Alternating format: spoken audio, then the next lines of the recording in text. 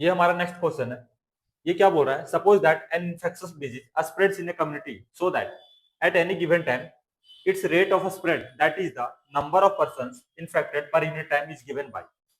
मान लीजिए किसी भी कम्युनिटी में किस रेट से हमारा इन्फेक्शन स्प्रेड हो रहा है, उसका जो इक्वेशन दिया गया है वो दिया गया है dn by dt is equal to k root n, where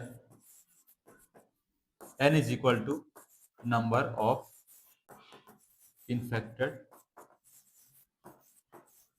persons। n क्या है हमारा, नंबर है, कौन सा, इन्फेक्टेड पर्सन का। अब बात आता है कि सर वो नंबर कितना होगा, क्योंकि क्वेश्चन में गिवन ही नहीं है हमारा नंबर, तो वो नंबर हमारा कुछ भी हो सकता है। आप 10 ले लो, 20 ले लो, 50 ले लो, 100 ले लो, आप कोई भी वैल्यू ले सकते हो। मान लेता हूं मैं एग्जाम्पल से 20% इन्फेक्टेड इन टी सेकेंड, मतलब किसी भी टी सेकेंड में हमारा 20% इन्फेक्टेड है। अब मैं आता हूं क्वेश्चन की ओर, क्योंकि डीएन एन क्या हमारा नंबर ऑफ इन्फेक्टेड पर्सन, मैंने एग्जांपल लिया 20 का, तो मैं इसको 20 रख देता हूं। आप 20 की जगह 30 भी ले लो, 50 भी ले लो, कुछ भी ले लो, आना सेम है।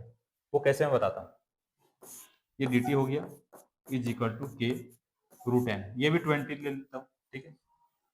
देखिए यहाँ पर आप कांस्टेंट है, आप 20, 30, 50 कोई भी वैल्यू लोगे तो वो कांस्टेंट वैल्यू है, यानी कि एक फिक्स वैल्यू, किसी भी टाइम पर वो चेंज नहीं कर रहा है। तो कांस्टेंट हमारा डायमेंशनलेस होता है, और डायमेंशनलेस को आप सीधा 1 के इक्वल कर सकते हो, यानी कि ये हमारा सिंपल आ गया 1 by D T is equal to K. D T हमारा डायमेंशन सिंबल होता है टी, तो के हमारा आ जाएगा टी माइनस 1, तो के का वैल्यू हमारा टी माइनस 1 आ गया, तो आपका जो आंसर हो जाएगा सी। अब किसी को डाउट आता होगा कि सर के हमारा कांस्टेंट है तो के हमारा डायमेंशनलेस होना चाहिए। देखो जब मैं इसका डायमेंशन फॉर्मूला लिखूंगा, के कांस्टेंट बोला इसका मतलब ये डायमेंशनलेस ही होना चाहिए, लेकिन मैं इसका लिखूंगा तब ना, मैं तो लिख ही नहीं रहा हूं इसको, मैं के के फॉर्म में लिख रहा हूं ना, देख रहे हो आप के के फॉर्म में लिख रहा हूं, इसलिए हमारा टी माइनस 1 डायमेंशन फॉर्मूला है।